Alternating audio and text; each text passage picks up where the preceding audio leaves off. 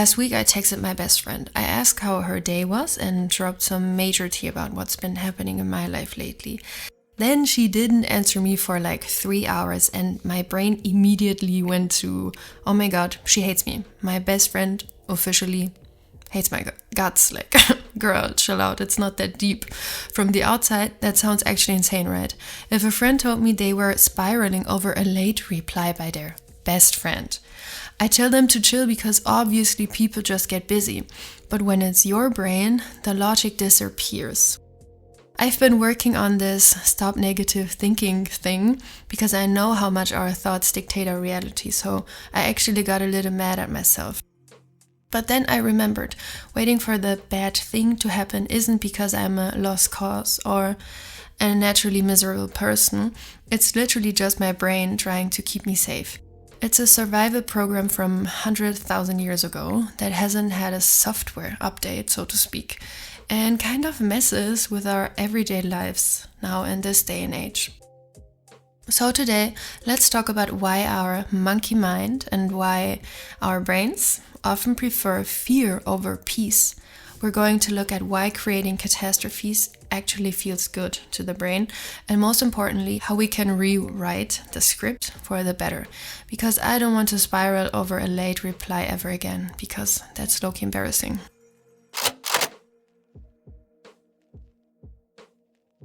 So let's look at our brains. Our mind likes to rehearse danger rather than waiting for it because it seems safer for our well-being. Spoiler, that's the thing that makes us more miserable. Our mind unconsciously thinks, if I expect something bad to happen, then I can act faster. In psychology, we call this the negativity bias. Think about our ancestors. If they heard a rustle in the grass while they were outside hunting or going for a walk, I don't know what they did all day, the sound they heard could either be the wind or a lion. If they guessed it's the wind and they were wrong, game over. But if they guessed, ooh, it's the lion, I'm gonna die, and they were wrong, they just felt a bit silly and embarrassed maybe, but that was better than dying. The thing is that we are literally the descendants of those anxious humans, of the most anxious humans. Not surprising in my opinion. The chilled out ones didn't live long enough to pass on their genes, so your amygdala, your brain's alarm system, is hypersensitive because back then it was better to be paranoid than to be lunch. Makes sense, right? So when you catastrophize today, your brain thinks it's doing you a huge favor. It's emotional buffering, you tell yourself. If I expect the worst, it won't hurt as much when it happens. But here's the secret. Predicting the pain doesn't actually prevent it. It just makes you live through it twice. Really ironic.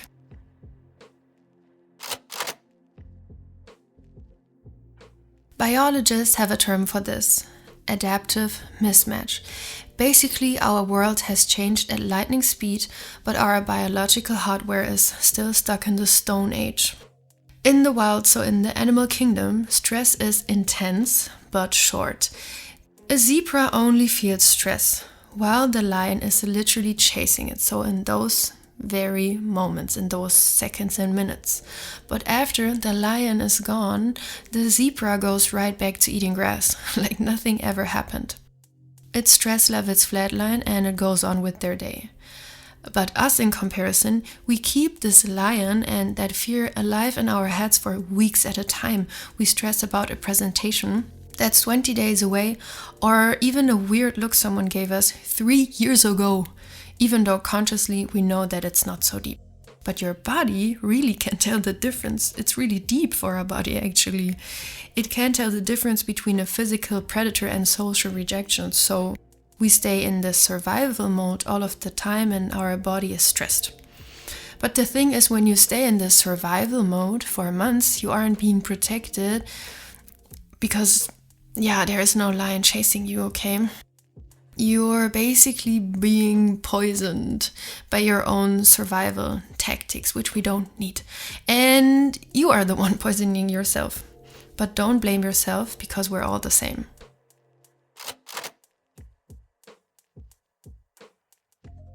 Our brains absolutely hate uncertainty. To fix that, we've developed a pretty bad habit, filling the silence with scary stories.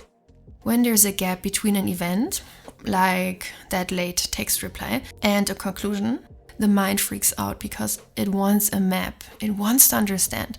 It wants a map even if the map is wrong. It wants to know what's happening even if what's happening is bad. So we'd actually rather have a tragic narrative than no narrative at all. Because a tragedy feels like a plan. It's something you can predict and then act on. If you decide you're going to fail, you can't stop trying, which feels safer than being vulnerable and hopeful. Your brain only wants to keep you safe. But we aren't reacting to reality here. We are reacting to a script we wrote using our negative beliefs about the world that got passed on from generation to generation.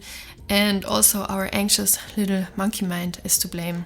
So to break this, we have to stop being the actors in this tragedy and start being the... what's their name? Like the editors that cut out all of the dramatic negative stuff from the tragedy we've been writing ourselves.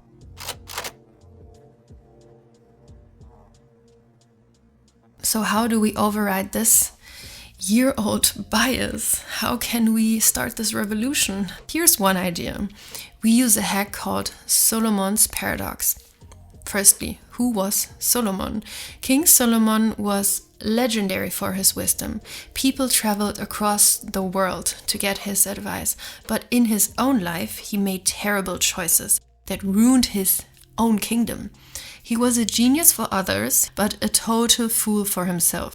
Studies show we are physically incapable of being rational when we are at the center of the story. So we're being like King Solomon. Our fear center just hijacks the logic. And the fix then could be self-distancing. So what does that mean? Next time you're spiraling, don't ask, what should I do? What should I do? Oh my God, I don't know. Distance yourself and ask, okay, if my best friend told me the story and would be panicking over this exact thing, what would I tell them? Okay, what would I tell them? What would make sense? By switching to the third person, you actually bypass the fear center and turn on the part of your brain capable of feeling peace. So you have to trick your brain. And then you can make better choices or stop yourself from spiraling. To get your sanity back, try organizing your world into 3 buckets. The first one is the control bucket. Here you can put things like your thoughts and your words and your effort. The second one is the influence bucket. Here you can put the thoughts about how you treat people, because you can influence their opinion, but you can't force it. The third bucket is all about the past, the weather, the economy, those things that you really can't change. Okay? You don't have a control about that. You have to mentally decide which situation fits which bucket, because anxiety happens the second you try to shove no control items in your control bucket, because you cannot force a reply or a promotion. When you try to solve things in that third bucket, your brain treats them like life-threatening tigers. So identify which bucket you're playing in, and if it's bucket 3, your only job is to let it go and think positively about it. Also, expect the best thing to happen, and don't let your mind overthink it, because then you'll spiral.